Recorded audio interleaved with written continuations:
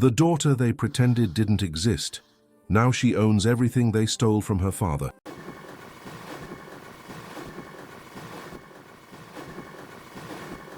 The boardroom was suffocating in silence. Margaret Bennet sat at the head of the table, her perfectly manicured fingers gripping a pen that no longer belonged to her. Across from her, a woman in a slate-grey suit leaned back in her chair, eyes unreadable behind thin-framed glasses.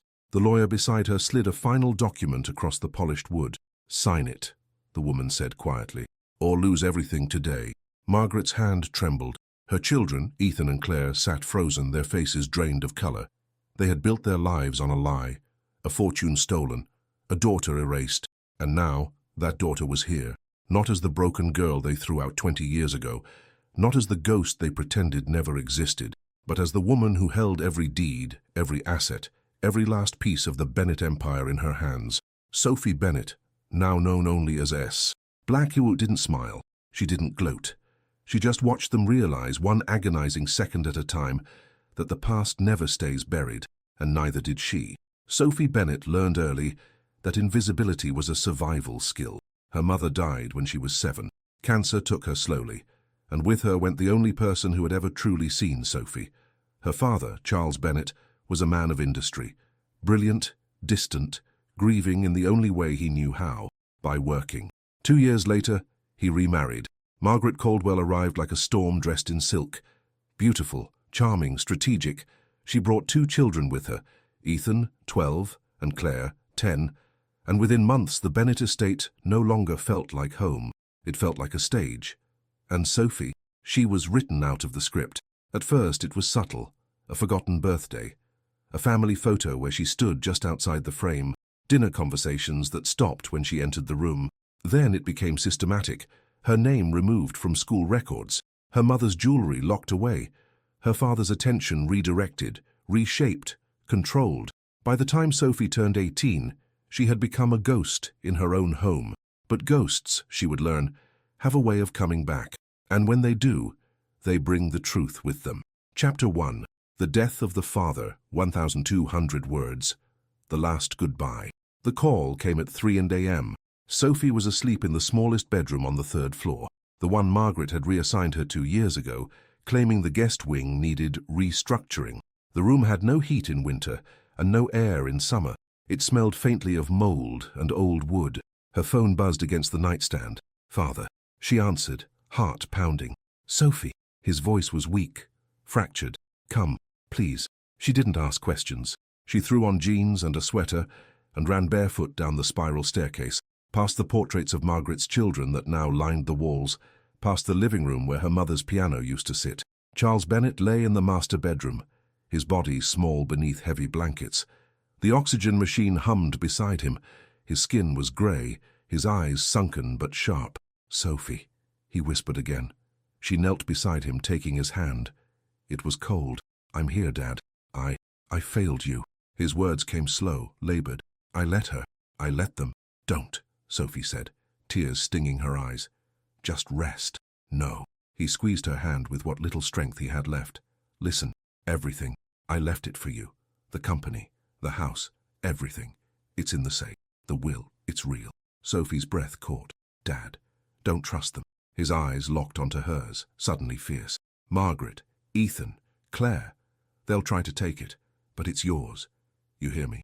Yours." She nodded, unable to speak. He exhaled slowly. "I'm sorry, sweetheart. I should have been stronger." "You were enough," Sophie whispered. "You were always enough." Charles Bennet smiled faintly. Then his hand went limp, and he was gone. The wolves gather Sophie sat beside her father's body for hours, numb and hollow. When the sun finally rose, Margaret appeared in the doorway, dressed in black as if she had been waiting for this moment. Behind her stood Ethan and Claire, their faces solemn but their eyes calculating. "Sophie," Margaret said softly, walking into the room. "I'm so sorry." Sophie said nothing. Margaret approached the bed, placed a hand on Charles's chest and sighed dramatically. He was a good man, a complicated man, but good. Sophie stood slowly, her body shaking. "He told me." Margaret's expression didn't change. "Told you what, dear?" "Everything. The will, the company. He left it to me." For a moment the room was silent. Then Margaret smiled. It was the kind of smile that didn't reach the eyes. the kind that promised nothing good. "Oh, sweetheart," she said gently, "I think the grief is clouding your memory." "I'm not grieving wrong," Sophie said, her voice steady. "I know what he said." Ethan stepped forward, hands in his pockets, his tone patronizing. "Sophie, Dad was on a lot of medication. He was confused. You know that." "He wasn't confused." Claire crossed her arms, her voice sharp. "This isn't the time, Sophie. We just lost our father." "My father," Sophie corrected. Margaret's smile faded. "That's enough. Where's the will?" Sophie demanded. "There is no will," Margaret said coldly. "At least not the one you're imagining." Sophie's stomach dropped. "Your father and I discussed everything years ago," Margaret continued. "The estate, the company, it's all been handled, legally, properly." "You're lying." Margaret's eyes hardened. "I'm protecting this family. Something you've never understood." Sophie felt the walls closing in. "I want to see the documents." "You'll see them," Ethan said smoothly. "At the lawyer's office. Next week." "Next week?" Sophie's voice rose. "He just died. And we need time to grieve," Claire snapped. "Not everything is about you, Sophie." Margaret placed a hand on Sophie's shoulder. Sophie flinched. "Go rest," Margaret said quietly. "You've had a long night." It wasn't a suggestion. It was a dismissal. The locked safe. That night, Sophie crept into her father's study. The safe was behind a painting of the Bennett estate, an oil portrait her mother had commissioned years ago. Sophie remembered watching the artist work, remembered her mother laughing as Charles complained about sitting still. She pulled the painting aside. The safe was still there. She entered the code her father had whispered to her when she was 12, her mother's birthday. The safe clicked open. Inside there were files, legal documents, deed transfers, stock certificates, and a sealed envelope with her name on it. Sophie's hands trembled as she opened it. Inside was a handwritten letter. "Sophie, if you're reading this, I'm gone, and I'm sorry. I should have been braver. I should have protected you from her, from them. But I was weak. I loved you, but I was weak.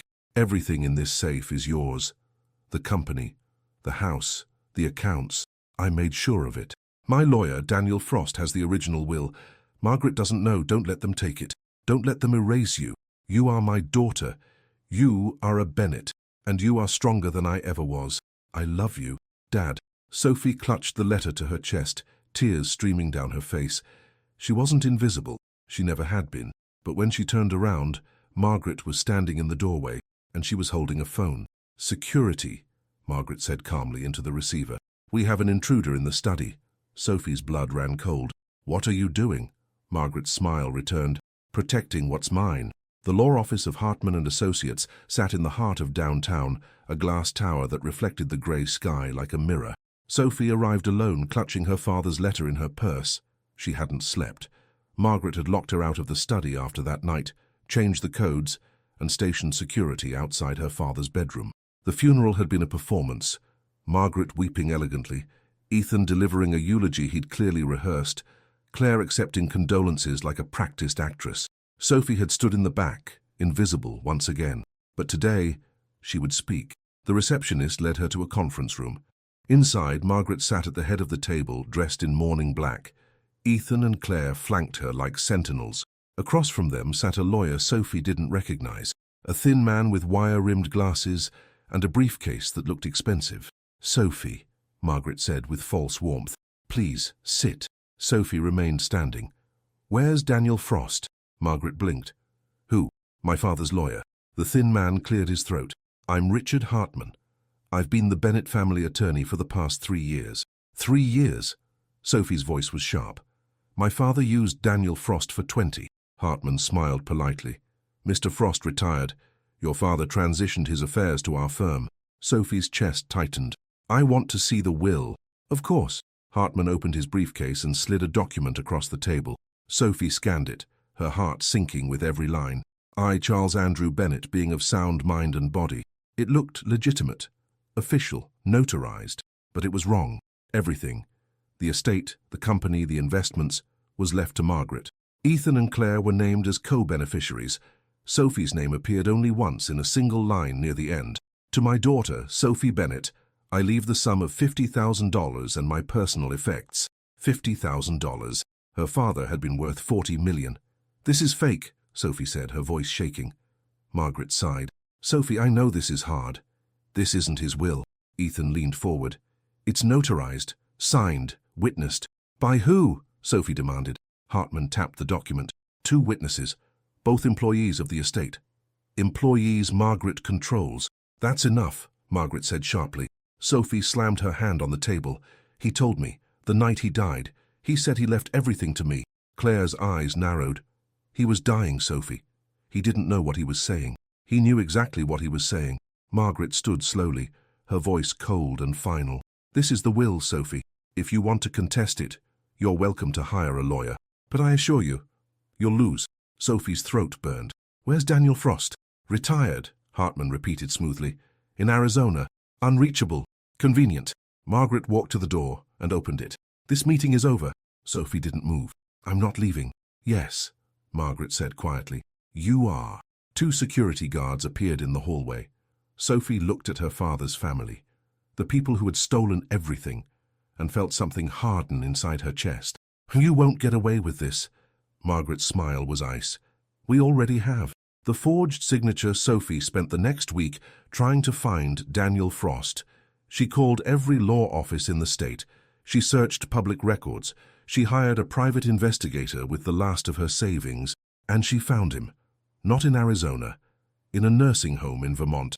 Daniel Frost was 83, suffering from advanced Alzheimer's. He didn't remember Charles Bennett. He didn't remember the will. He didn't remember anything. Sophie sat beside his bed holding the letter her father had written and felt the last thread of hope snap. Margaret had planned this. She had waited for Daniel to deteriorate. She had forged a new will. She had erased Sophie from the story, and there was no proof, no evidence, no justice. The final insult. When Sophie returned to the estate, the locks had been changed. A moving truck sat in the driveway. Inside were boxes, her things. Clothes, books, a few photographs of her mother. Margaret stood on the front steps, arms crossed. You can't do this, Sophie said, her voice breaking. The estate belongs to me now, Margaret replied. You don't live here anymore. This is my home. Was, Margaret corrected. Consider this your inheritance. $50,000. That's more than generous. Ethan appeared behind her, holding a check. He handed it to Sophie with a smirk. Don't spend it all in one place. Sophie stared at the check, at the zeros that represented her entire life. She looked up at Margaret, at Ethan, at Claire standing smugly in the doorway. You'll regret this. Margaret laughed. No, Sophie, I really won't. The gates closed behind her, and Sophie Bennett disappeared. Sophie sat in a motel room on the edge of town, staring at the check in her hands. $50,000. A lifetime reduced to a number. She thought about tearing it up, burning it, sending it back to Margaret with a note that said exactly what she thought of the Bennett family. But she didn't, because Sophie Bennett wasn't a fool. She cashed the check. She opened a new bank account under her mother's maiden name. She bought a used car with peeling paint and a rattling engine, and she drove, away from the estate, away from the city, away from the ghosts of her childhood. She didn't cry. She didn't scream. She just drove. The new name. Sophie Bennett died the day she left that motel. In her place, a woman named Sarah Black was born. She cut her hair short. She dyed it dark. She bought glasses she didn't need and clothes that made her blend into crowds. She found a small apartment in a city 3 states away. She got a job waiting tables at a diner that smelled like grease and burnt coffee. She kept her head down. She saved every dollar. And she studied business, law, accounting, investing. She read every book she could find on corporate takeovers, hostile acquisitions and legal loopholes. She attended free seminars. She watched online lectures until her eyes burned. She learned how the rich stayed rich and how the powerful stayed powerful, not through honesty, through strategy, through patience, through revenge. The first investment. 5 years later, Sarah Black had $200,000 in the bank. She had worked 3 jobs. She had lived on ramen and rice. She had slept 4 hours a night and studied 6 more. And she had learned something Margaret Bennett didn't know. Money, like power, could be taken. Sarah's first investment was a small tech startup. The founders were desperate, underfunded, and brilliant. She gave them $50,000 in exchange for 20% equity. 2 years later, they sold to a Fortune 500 company. Sarah walked away with $800,000. She reinvested. She diversified. She bought shares in failing companies and turned them around. She identified undervalued assets and sold them at a profit. She became a ghost in the financial world, a silent investor who never appeared in photos, never gave interviews, never used her real name. She was patient, she was ruthless, and she was ready. The name returns. 10 years after Sophie Bennett was erased, S. Black Holdings was worth $50 million. 15 years after, it was worth $200 million. And 20 years after Sophie was thrown out of her own home, S. Black Holdings was one of the most powerful private equity firms in the country. No one knew who owned it, no one knew where the money came from, and no one suspected that the woman behind the empire was the daughter the Bennetts had pretended didn't exist. But Sophie, now known only as S. Black, hadn't forgotten. She had spent 2 decades building something they couldn't steal, and now she was coming home, not as the broken girl they threw away, but as the woman who owned everything they loved. The first move. Sophie's investigator handed her a file. Bennett Industries, he said. They're in trouble. Sophie opened the file. Financial statements, debt reports, stock projections. Margaret had run the company into the ground. Ethan had made reckless investments. Claire had embezzled funds for her lifestyle brand. The board was fractured. Shareholders were fleeing. Bennett Industries was dying. And Sophie smiled. "Buy every share you can," she said quietly. "Quietly through shell companies, different names. How much?" "Everything." The investigator hesitated. "You're going after them." Sophie's eyes were cold. "I'm going home." The years between Sophie's expulsion and her return were not kind. They were brutal, exhausting, lonely, but they were necessary. In the first year, Sophie, now Sarah Black, worked herself to the bone.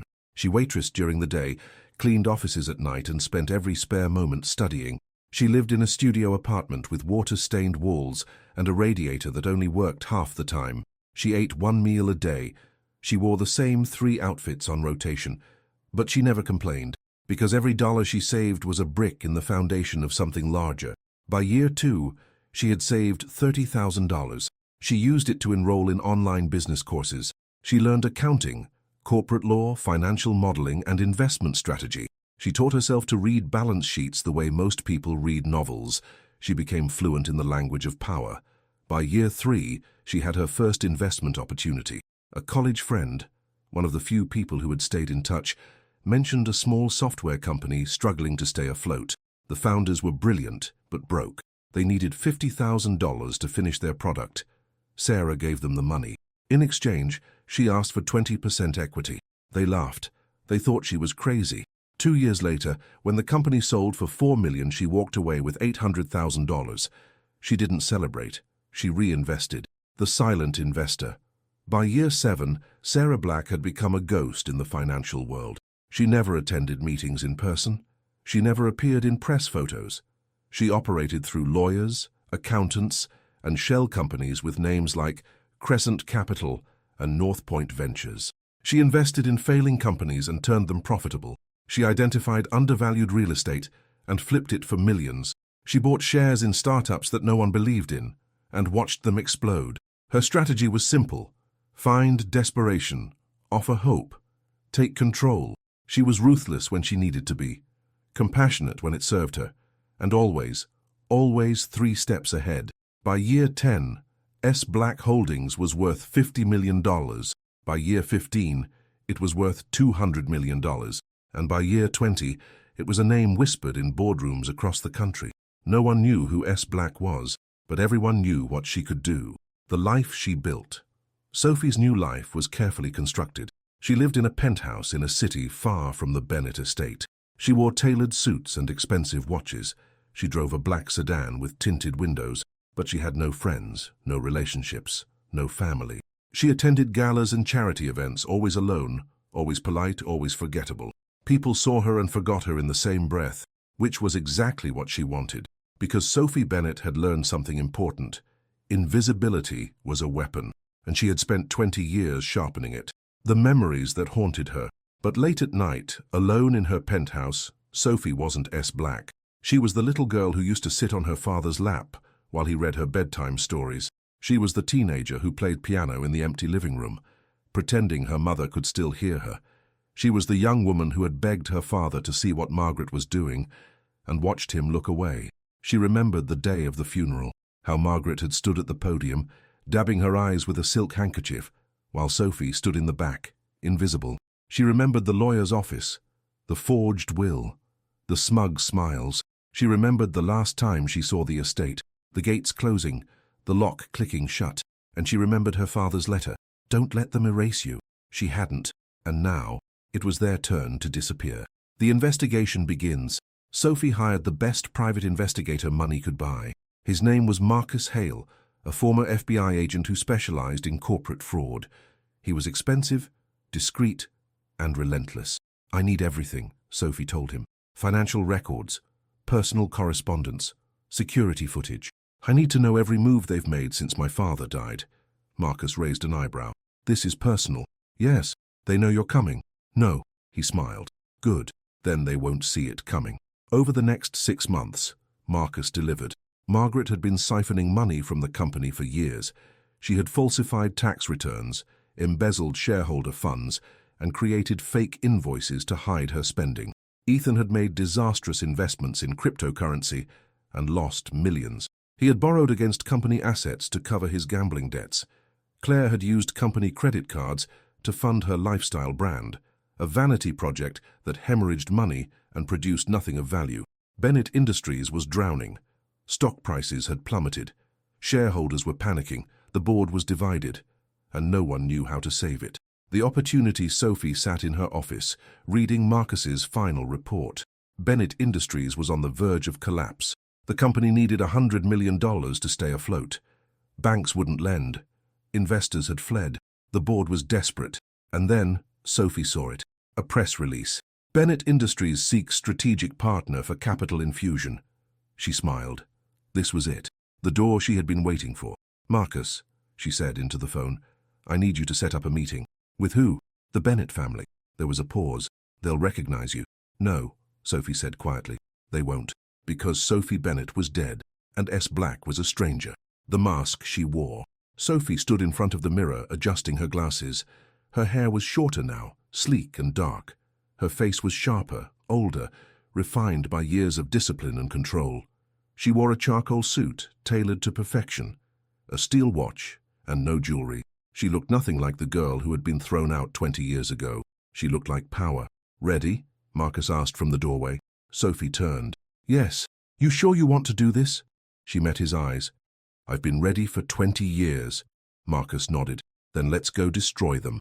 The Bennett Industries headquarters sat in the center of the financial district, a gleaming tower of glass and steel that her father had built from nothing. Sophie stood across the street staring up at it. She had been inside only once, as a child.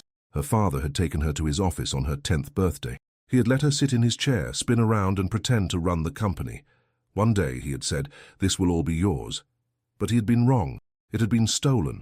And now, Sophie was here to take it back. The boardroom. The elevator doors opened on the 23rd floor. Margaret sat at the head of the conference table, her hair silver now but still perfectly styled. Ethan stood by the window, arms crossed, his face lined with stress.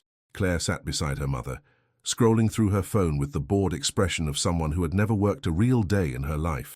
And at the far end of the table sat the board members, 6 men and 2 women, all looking exhausted. Sophie walked in. No one looked up at first. Then Margaret glanced at her and her expression shifted. Curiosity, confusion, and then polite professionalism. Ms. Black, Margaret said, standing. Thank you for coming. Sophie smiled faintly. Thank you for the invitation. They shook hands. Margaret's grip was firm, practiced. Sophie's was colder. Please sit. Sophie took the seat directly across from Margaret. She set her briefcase on the table, folded her hands, and waited. Ethan finally turned from the window. So you're the mysterious S. Black? I am. Claire looked up from her phone, sizing Sophie up with thinly veiled disdain. You're younger than I expected. Disappointingly so? Sophie asked. Claire smirked. We'll see. Margaret cleared her throat. Ms. Black, as you know, Bennett Industries is facing some challenges. We're looking for a strategic partner, someone who understands legacy, family, vision. Sophie tilted her head. And profit? Of course. Good. Sophie opened her briefcase and slid a folder across the table. Then let's talk numbers. The offer. Margaret opened the folder. Her expression didn't change, but Sophie saw her fingers tighten around the paper. You're offering $100 million, Margaret said slowly. Correct. In exchange for 60% controlling interest in the company. The room went silent. Ethan laughed. That's insane. Sophie didn't blink. That's business. We're not selling the company, Claire snapped. You're not selling, Sophie corrected. You're surviving. There's a difference. Margaret set the folder down carefully. 60% is too much. Then find another investor. There are others. No, Sophie interrupted. There aren't. I've checked. Every bank has refused you. Every private equity firm has walked away. Your stock is in free fall. Your debt is crushing you. And in 6 months you'll be bankrupt. Margaret's jaw tightened. I'm offering you a lifeline, Sophie continued. Take it. Or drown. One of the board members leaned forward. What guarantees do we have that you won't dismantle the company? Sophie met his eyes. None. Excuse me. I'm not here to make you comfortable, Sophie said evenly. I'm here to make you solvent. If you want guarantees, call a lawyer. If you want to survive, sign the contract. The room erupted in whispers. Margaret raised a hand, silencing them. She stared at Sophie for a long moment, her expression unreadable. I need time to think. You have 24 hours, Sophie said, standing. After that, the offer expires. She picked up her briefcase and walked toward the door. Ms. Black, Margaret called. Sophie paused. Why Bennett Industries? There are 100 companies you could invest in. Why this one? Sophie turned, her face blank. Because it's worth saving, she said, and left. The first crack. That night, Sophie sat in her hotel suite staring at the city lights. Her phone buzzed. Marcus, they're panicking, he said. Ethan called an emergency board meeting. Claire's threatening to sue. Margaret's trying to hold it together. And the vote, they'll take it. They have no choice. Sophie exhaled slowly. Good. You really going through with this? Every step. They're going to figure it out eventually. Sophie's voice was cold. I'm counting on it. The signature. 24 hours later, Sophie returned to the Bennett building. This time, Margaret didn't smile. The board was present. The lawyers were present. The documents were ready. We accept your offer, Margaret said stiffly. Sophie nodded. Then let's make it official. The contracts were signed. One by one, Margaret, Ethan, Claire, the board members, and finally Sophie. She signed her name in smooth, confident strokes. Not Sophie Bennett. S. Black. Margaret watched her, eyes narrowed. I hope you know what you're doing. Sophie looked up. For the first time, she smiled. I do. The first board meeting. 1 week later, Sophie called her first board meeting as majority shareholder. She walked into the room in a black suit, her expression unreadable. Margaret sat at the head of the table, the seat she had occupied for 20 years. Sophie stopped beside her. That's my seat, Sophie said quietly. Margaret's eyes flashed. Excuse me, I own 60% of this company. That seat is mine. The room held its breath. Margaret stood slowly, her face tight with rage, but she moved. Sophie sat down, and the Bennetts finally understood. They had let the enemy inside. Sophie's first act as controlling shareholder was simple. She fired half the board. The old guard, the men who had enabled Margaret's embezzlement, the ones who had looked the other way while the company bled money, were gone by Friday. In their place, Sophie installed her own people, accountants, strategists, lawyers who specialized in corporate restructuring, people who answered to her, and only her. Margaret watched it happen with barely concealed fury. You can't just fire the board, she hissed during a closed-door meeting. Sophie didn't look up from her laptop. I just did. They've been with this company for decades, and they've done nothing but drain it, Sophie interrupted. They're gone. Move on. Margaret's hands clenched into fists. You're destroying everything Charles built. Sophie finally looked up, her eyes cold. No, she said quietly. I'm fixing what you broke. The audit. Sophie's second act was more surgical, a full financial audit. She brought in a team of forensic accountants, the kind who specialized in finding hidden money, falsified records, and corporate fraud. I want everything, Sophie told them. Every transaction, every invoice, every wire transfer for the last 20 years. The lead accountant, a woman named Dr. Ellen Cho, raised an eyebrow. 20 years? That's going to take months. Then you'd better start now. Within 2 weeks, the findings began to surface. Falsified tax returns, shell companies, fake invoices for services never rendered. Millions of dollars siphoned into offshore accounts. And all of it traced back to one person, Margaret Bennett. The confrontation. Sophie called Margaret into her office now, the one that used to belong to Charles Bennett.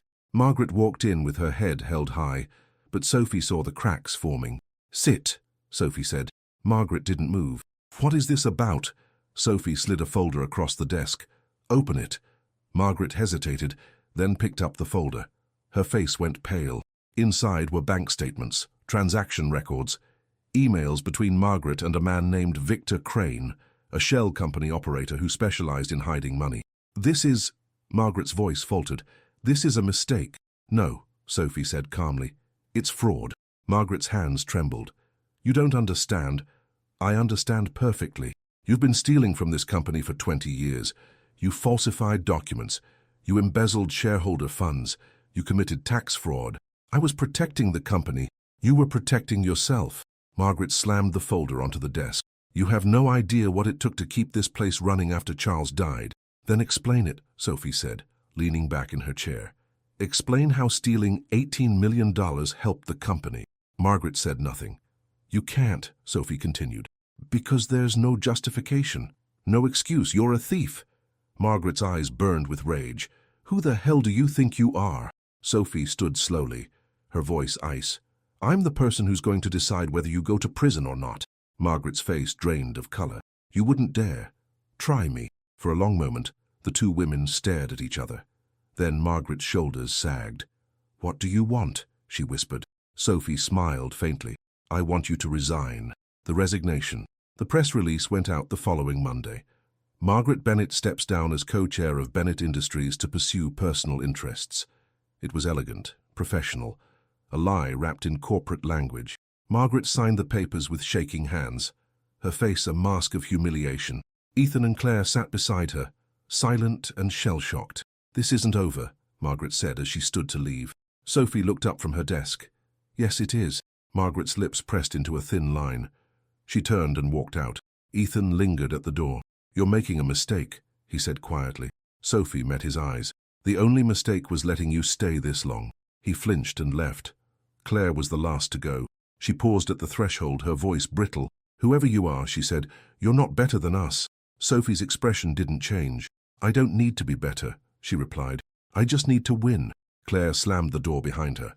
The company reborn with Margaret gone, Sophie moved quickly. She restructured the executive team. She cut unprofitable divisions. She renegotiated vendor contracts and refinanced the company's debt. Within 6 months, Bennett Industries was profitable again. Within a year, stock prices had doubled. The financial press called it a miracle. Mystery investor saves Bennett Industries from collapse. S. Black, the most powerful person you've never heard of. Sophie didn't give interviews. She didn't appear in photos. She remained a ghost. But inside the company, everyone knew she was the one in control. The cracks begin to show. But Margaret wasn't finished. She had lost the company.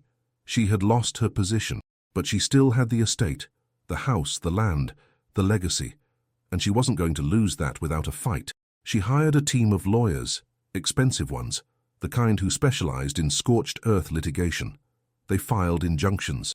They challenged Sophie's acquisition. They claimed she had manipulated the board, violated securities law, engaged in corporate espionage. It was all baseless, but it was public, and it was messy.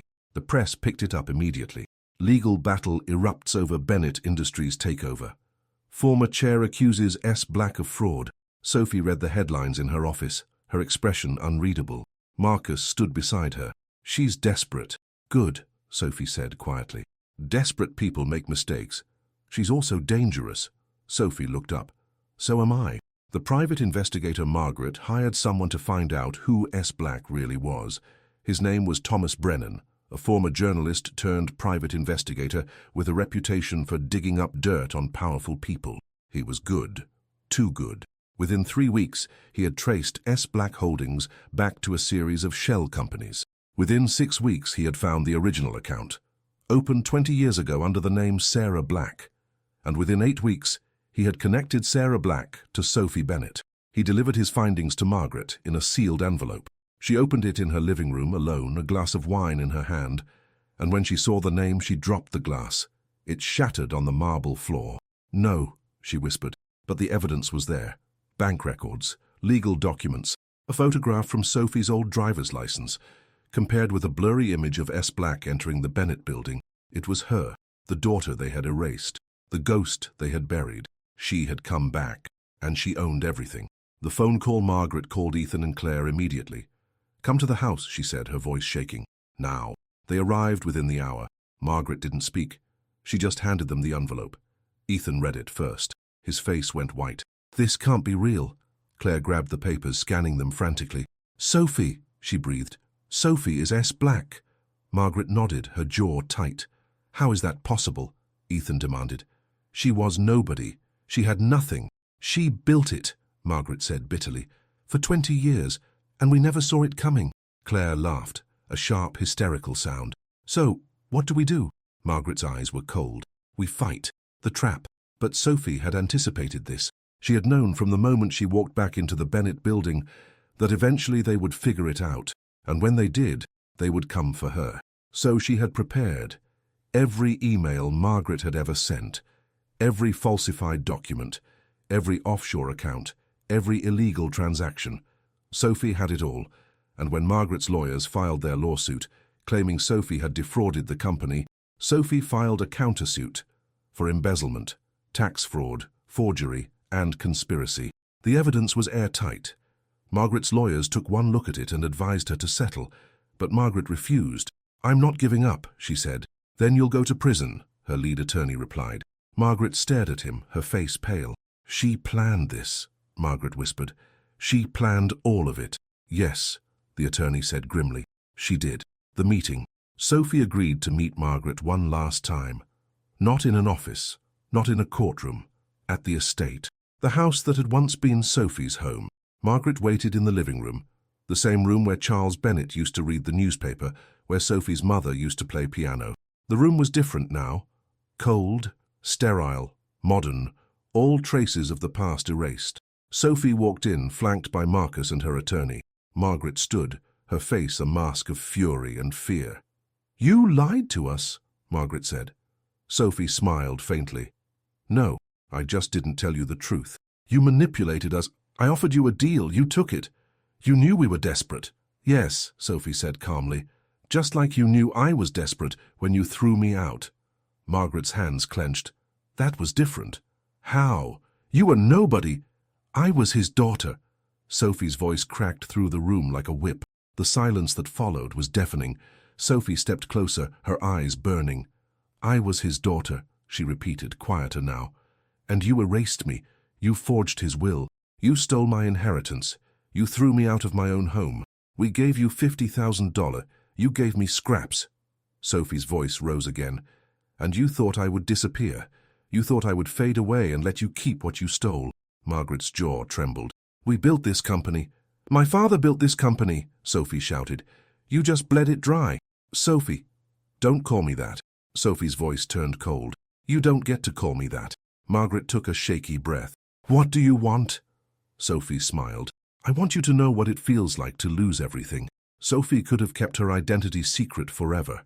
She could have remained S. Black, a ghost, a name without a face.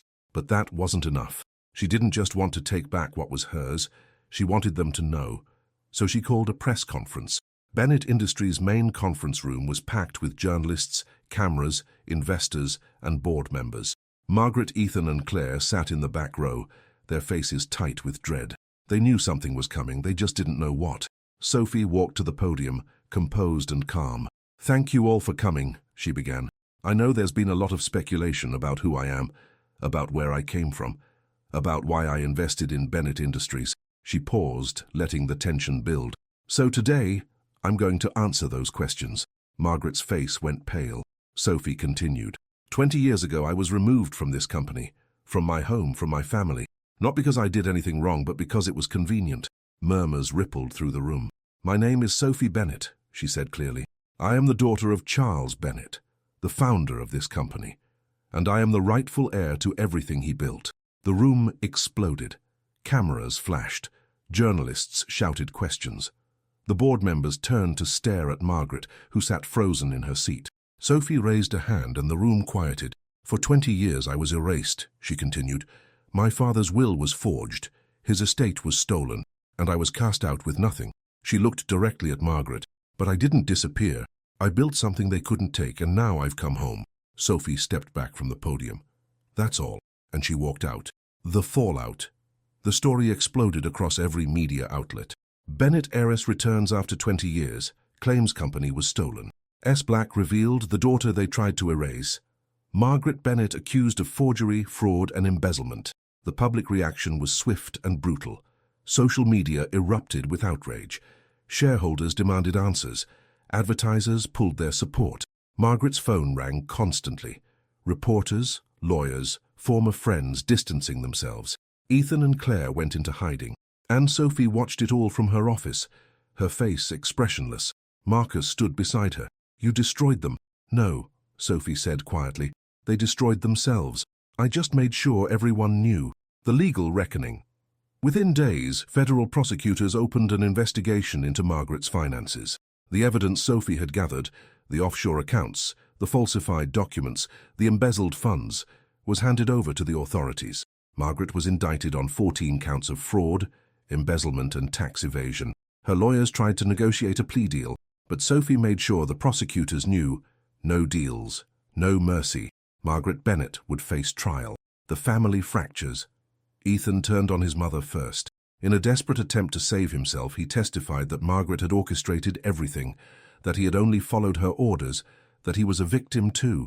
It was pathetic, and it didn't work. He was charged as an accomplice. Claire tried a different approach. She released a tearful video on social media, claiming she had been manipulated by her mother, that she had no idea what was happening. I just want to apologize, she sobbed into the camera.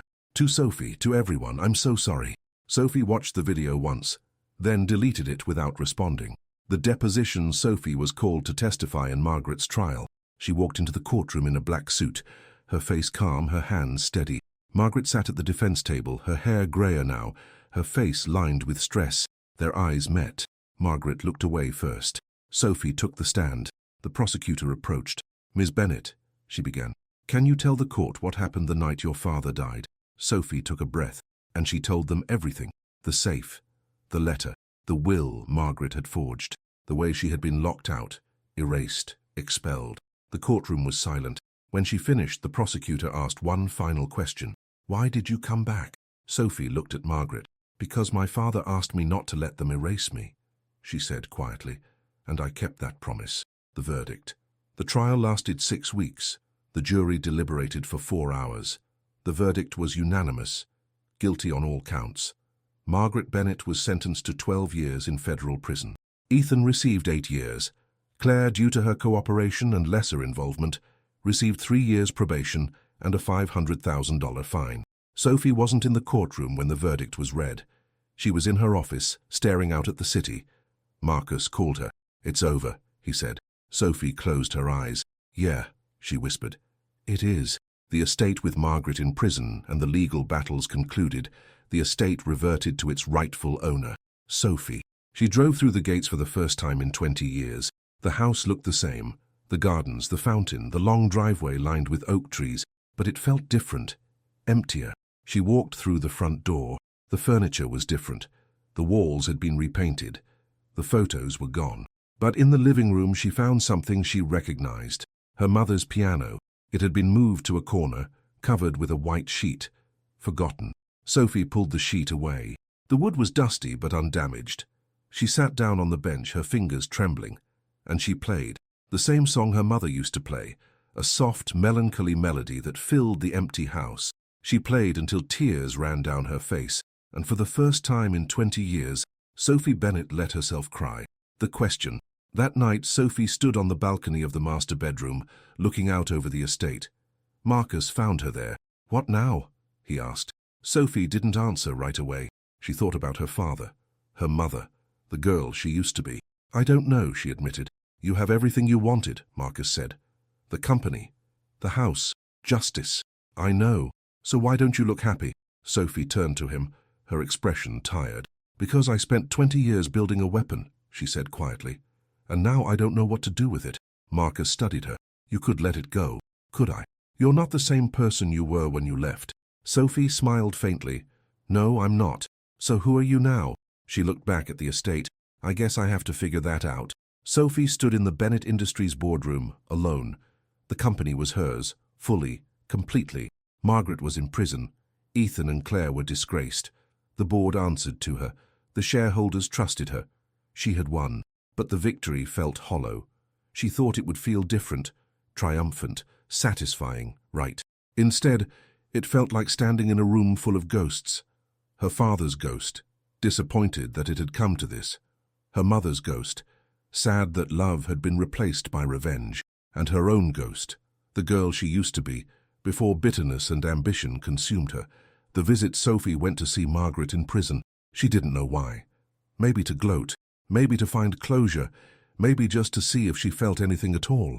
Margaret was brought into the visitation room in an orange jumpsuit. Her hair pulled back, her face gaunt. She looked old. She sat down across from Sophie, separated by a plexiglass barrier. For a long moment, neither spoke. Then Margaret said, "Why are you here?" Sophie didn't know how to answer. "I wanted to see you," she said finally. "To see me suffer." Sophie considered that. "Maybe." Margaret laughed bitterly. "Well, here I am." They sat in silence again. "Do you regret it?" Sophie asked. "Regret what?" "Everything." Margaret's jaw tightened. "Would it matter if I did?" "I don't know." Margaret leaned forward, her voice low and venomous. "You think you're better than me," she said. "But you're not. You're exactly like me. You saw what you wanted and you took it. You destroyed anyone who stood in your way." Sophie's chest tightened. "The difference," Margaret continued, "is that I was honest about it. I didn't pretend to be a victim. I was a victim. And then you became me." Sophie stood abruptly, her heart pounding. "I'm nothing like you." Margaret smiled coldly. "Keep telling yourself that." Sophie turned and walked out, but Margaret's words followed her. The mirror. That night, Sophie stood in front of the mirror in the master bedroom. She stared at her reflection. Tailored suit, cold eyes, sharp edges. She didn't recognize herself. She thought about the girl she used to be, the one who played piano, the one who believed in justice and love and fairness. That girl was gone, and in her place stood someone harder, colder, someone who had spent 20 years building a fortress around her heart, someone who had forgotten how to feel anything but anger. Margaret's voice echoed in her mind. "You're exactly like me." Sophie closed her eyes, and she realized something terrifying. Margaret was right. The breaking point. Sophie called Marcus. "I need you to sell the company," she said. There was a pause. "What?" "Sell it. All of it." "I don't want it anymore." "Sophie, you spent 20 years. I know what I spent." Her voice cracked. "And I don't want it. I don't want any of it. Where is this coming from?" Sophie sank onto the bed, her hands shaking. "I became the thing I hated," she whispered. "I became her." "No, I did." Tears streamed down her face. "I destroyed them. I took everything, and I don't even feel good about it." Marcus was quiet for a moment. "What do you want to feel?" he asked gently. Sophie covered her face with her hands. "I just want to feel like myself again." The decision. Sophie made her choice in the middle of the night. She would sell Bennett Industries, not for revenge, not for profit, but to be free. She would use the money to create something new, something that had nothing to do with the past. A foundation in her mother's name, scholarships for kids who had lost parents, support for young women trying to rebuild their lives. She would take the weapon she had built and turn it into something good, something her father would have been proud of. The goodbye. Sophie went to the estate one last time. She walked through every room, saying goodbye to the ghosts. In her father's study, she left a framed photo of the three of them, her father, her mother, taken when she was 6 years old, smiling, together, happy. In the living room, she played her mother's piano one last time, and in the garden, she planted a tree. A magnolia, her mother's favorite. Then she locked the door and she left. The letter before she left the city, Sophie wrote a letter. She didn't sign it. She didn't address it to anyone specific. She just left it on the desk in her old office at Bennett Industries. It said, "I spent 20 years building this. I thought revenge would heal me. I thought justice would make me whole, but all it did was hollow me out. So I'm leaving, not because I'm giving up, but because I'm finally letting go." To whoever reads this, don't make my mistake. Don't let the past consume you. Don't become the thing you hate. There's more to life than winning. I just wish I'd realized that sooner. The new CEO found the letter 3 days later. She read it twice. Then she framed it and hung it in her office. Sophie Bennett, who no longer used the name S. Black, sat in a small office in Vermont. The view from her window overlooked a lake, surrounded by pine trees and mountains. It was quiet, peaceful, far from the boardrooms and the courtrooms and the ghosts of her past. She ran a non-profit now, the Margaret Ann Bennett Foundation, named after her mother. They provided scholarships, mentorship, and housing support to young people who had lost parents or been abandoned by their families. Kids like Sophie used to be. She worked with them directly. She met them, she listened to their stories, and she helped them build something that no one could take away. The visitor one afternoon, there was a knock on her office door. "Come in," Sophie called. A young woman stepped inside. She was in her mid-20s, nervous, clutching a folder. "Miss Bennett," she said. Sophie smiled. "Just Sophie." The woman hesitated. I'm Claire." Sophie's smile faded. Claire Bennett stood in the doorway, looking nothing like the arrogant, entitled woman Sophie remembered. She looked tired, thin, humbled. "What are you doing here?" Sophie asked quietly. Claire's hands trembled.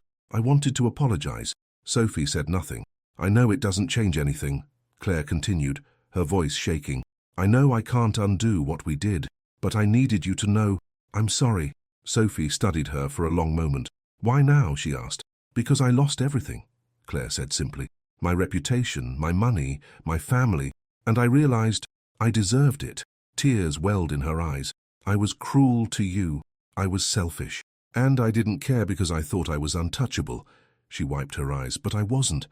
And now I'm trying to be better." Sophie leaned back in her chair. "What do you want from me?" she asked. "Nothing," Claire said. I wanted you to know that you were right, about all of it." Sophie felt something shift in her chest. Not forgiveness, not yet, but something softer. "Thank you for telling me," Sophie said quietly. Claire nodded, turned to leave. "Claire," Sophie called. Claire paused. "If you're serious about being better," Sophie said, "there's a program here. For people who want to rebuild." Claire's eyes widened. "You'd let me?" "I'd let you try," Sophie corrected. Claire's face crumpled, and she started to cry. "Thank you," she whispered. Sophie nodded, and for the first time in years, she felt something other than anger. She felt hope. The letter from Ethan. A few months later, Sophie received a letter. It was from Ethan. She almost didn't open it, but curiosity won. "Sophie, I'm not asking for forgiveness. I don't deserve it. I just wanted you to know that I understand now what we took from you. I've spent the last 3 years in prison thinking about it. About you. About Dad. I was a coward. I let Mom control everything because it was easier than standing up to her. And I destroyed the only family I had because of it. I'm out now. I'm working at a warehouse. I'm trying to rebuild. I don't expect you to care. But I wanted you to know that I see you now. I see what you did, what you built. And I'm sorry I was too blind to see it before." Sophie folded the letter and set it aside. She didn't respond, but she kept it. The final visit. 1 year later, Sophie made one last trip. To the prison where Margaret was being held. Margaret looked older, greyer, smaller. She sat down across from Sophie, her expression wary. "I didn't think I'd see you again," Margaret said. "Neither did I," Sophie replied. They sat in silence. "I'm not here to gloat," Sophie said finally. "I'm here to tell you something." Margaret waited. "I forgive you." Margaret blinked, stunned. "What?" "I forgive you," Sophie repeated. "Not because you deserve it, but because I'm tired of carrying it." Margaret's face crumpled. "I don't understand. I spent 20 years hating you," Sophie said quietly, "and it almost destroyed me. So I'm letting it go." Tears streamed down Margaret's face. "I'm sorry," she whispered. "I'm so sorry," Sophie nodded. "I know." And she stood and walked away, for the last time. The beginning. Sophie returned to her office in Vermont. She sat at her desk, looking out at the lake. Her phone buzzed. A text from Marcus. "How'd it go?" Sophie smiled and typed back, "It's over." Finally. She set her phone down and took a deep breath. For the first time in 20 years, she felt light, free, whole. She had spent 2 decades building an empire out of pain, and then she had let it go. Not because she was weak, but because she was strong enough to choose something better. She opened her laptop and started typing. A new project, a new dream, something that had nothing to do with revenge or justice or the past, something that was simply hers. And as the sun set over the mountains, Sophie Bennett smiled, because she had finally come home, not to a house, not to a company, but to herself. The legacy years later, the Bennett Foundation became one of the largest non-profits in the country.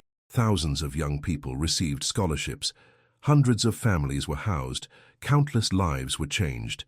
And at the center of it all was a quiet woman who never sought recognition, who never gave interviews, who simply did the work.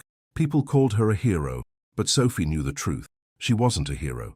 She was just someone who had been broken and had chosen to heal, not by destroying others, but by building something beautiful from the wreckage. And in the end, that was the greatest victory of all.